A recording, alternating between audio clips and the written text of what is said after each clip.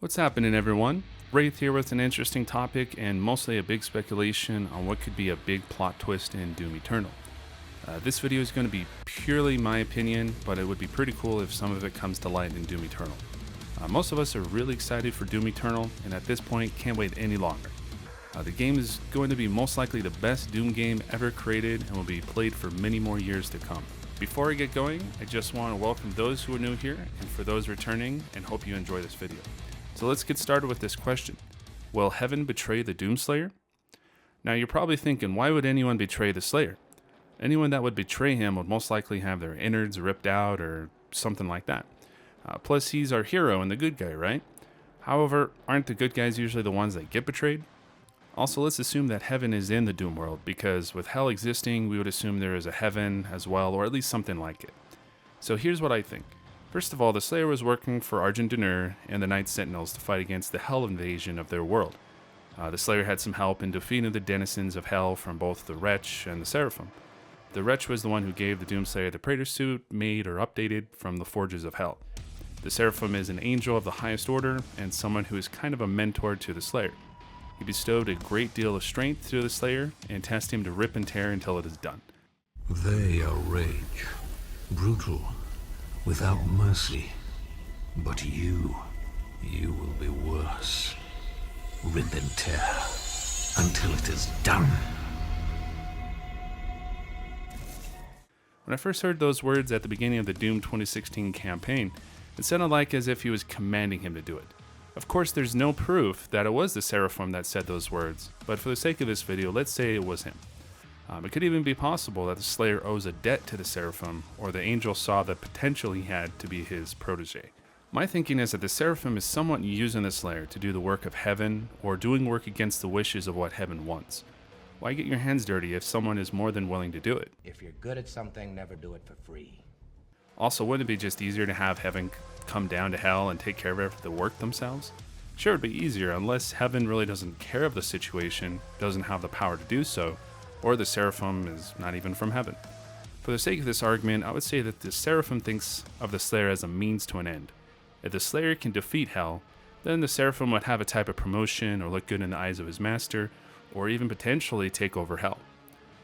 Of course, in Doom Eternal, we know that Hell invades Earth and practically terraforms it and devours most, if not all, the living creatures on the planet. In the eyes of the Seraphim, this could be considered a failure and as a result betray the Slayer, leaving him to his doom. I honestly think that this would definitely create a huge plot twist, having his ally turn around and leave him for dead rather than helping him. We see this all the time in some of the best movies, books, and games. For instance, Game of Thrones, for an example, is full of betrayal, and when a betrayal happens, it really takes a turn in the story and has us realize how vulnerable the characters are. The Lannisters send their regards.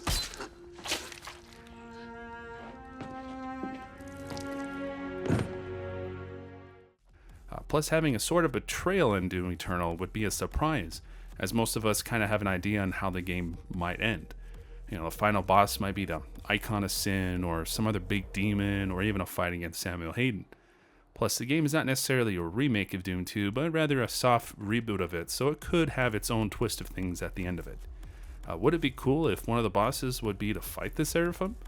Now that would be an interesting fight for sure.